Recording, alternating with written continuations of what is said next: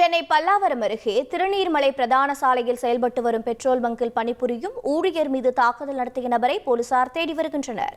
இது பற்றிய கூடுதல் தகவலை செய்தியாளர் பவித்ரகுமார் வழங்கிட கேட்கலாம். பவித்ரகுமார், என்ன நடந்தது? இந்த சம்பவத்தின் முழு பின்னணி என்ன? வணக்கம்.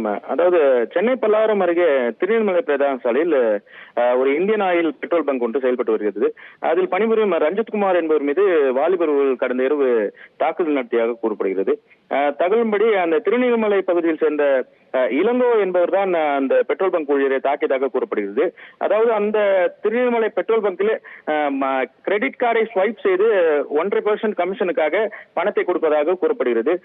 இதனால் இளங்கோ அவர் ஒரு 10,000 ரூபாய் வழங்குமாறு அந்த பெட்ரோல் பங்க் ஊழியரிடம் கேட்டுள்ளார்.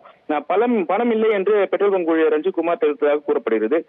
இதனால் ஏற்பட்ட வாக்குவாதத்தின் போது குறைந்தது 3,000 வழங்கும்படி அவர் மீண்டும் கேட்டதாக கூறப்படுகிறது.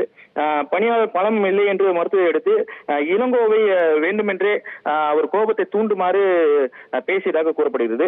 இந்த தாக்குதல் சம்பவம் குறித்து சங்கர் நகர் காவல் நிலையத்தில் புகார் அளிக்கப்பட்டுள்ளது. புகாரின் அடிப்படையில் காவல்துறையினர் இளங்கோவை தேடி வருகின்றனர்.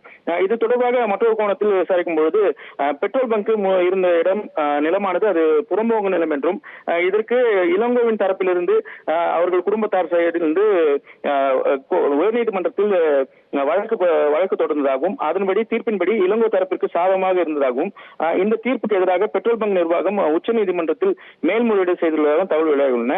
இந்த நிலையிலேயே இளங்கோவுக்கு எதிராக குற்றச்சாட்டு முன்வைக்கப்பட்டுள்ளதாகவும் இதற்கிடையில் பெட்ரோல் பங்க் சார்ந்தவர்கள் அவரை தூண்டிவிட்டு கோபப்படுத்தி தாக்கல் செய்ததாகவும் இளங்கோவின் குடும்பத்தின் தரப்பில் கூறப்படுகிறது.